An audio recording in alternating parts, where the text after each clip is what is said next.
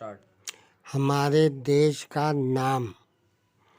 कुछ इतिहासकारों का मत है कि भारत के मूल निवासी द्रविड़ थे और आर्य जो शब्द और ज्ञानी थे ईरान से आए थे, भारत में बस गए थे। हमारे पूर्वज अपने को आर्यव्रत कहते थे और इस देश का नाम आर्यव्रत या भारतवर्ष था। ऋग्वेद में किसी देश विशेष के नाम का उल्लेख नहीं है। नदियों पर्वतों के नामों का वर्णन है। ऋग्वेद में सप्त सिंधु शब्द का उल्लेख है, जो 7 नदियों से मतलब रखता है। मनुस्मृति ईसा पूर्व 200 वर्ष के दूसरे अध्याय श्लोक 27-22 में भारतवर्ष की भौगोलिक सीमा का वर्णन आता है और देश का नाम आर्यव्रत आता है।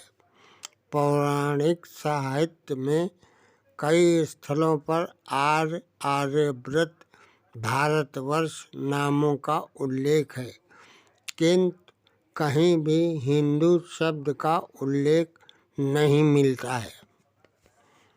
विष्णु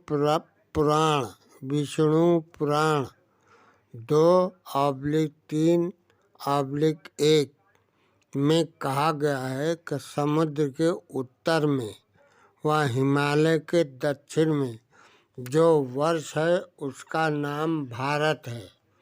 जहाँ भारतीय संतति है। वायु पुराण में 45/69 में कहा है कि ये वही भारतवर्ष है जिसमें स्वयंभू आदि ने जन्म लिया है। काव्य मीमांसा ईसा की 10वीं शताब्दी में भारत को भौगोलिक दृष्टि से कई भागों में बांटा गया है।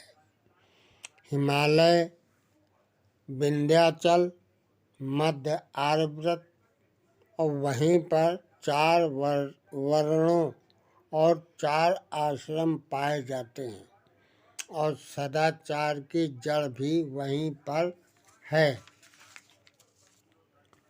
हमारे पूर्वज स्वयं को आर्य और अपने देश को आर्यव्रत भारतवर्ष कहते थे।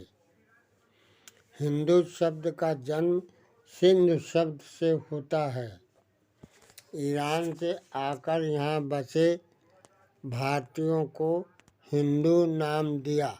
उनके धर्म ग्रंथ श्वेता वेनिदाद 1/18 में उल्लेख मिलता है। ये ग्रंथ ईसा पूर्व 7वीं शताब्दी के लगभग का है। अरब के निवासी व्यापारी हमको हिंदू और हमारे देश को हिंद कहते थे और ये ईरान में भी शब्द प्रचलित था। यूनानियों ने भी ईरान से ही सीखा। इस्लाम धर्म के पूर्व विदेशियों द्वारा दिया गया हिंदू शब्द अस्तित्व में आया है, किंतु संस्कृत साहित्य में तो आर्यव्रत भारतवर्ष आदि नाम ही प्रयुक्त होते रहे हैं। राष्ट्रीय भावना की जागृत प्राचीन नामों और मानव सेवा को परमात्मा सेवा समझकर सत्य तप मानव कल्याण के कार्यों को करके हम जगत में प्रकाश फैला सकते हैं।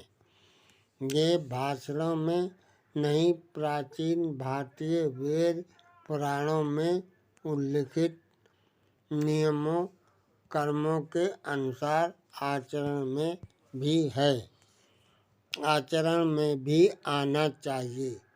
पुरातन काल से भारत हिंदू राष्ट्र है और सदैव रहेगा।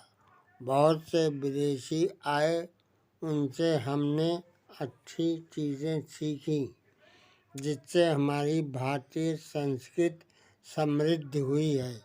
विदेशी शासकों ने बहुत कुछ हमको दिया और हमसे बहुत कुछ सीखा, इसीलिए आज की संस्कृति समृद्ध है। जो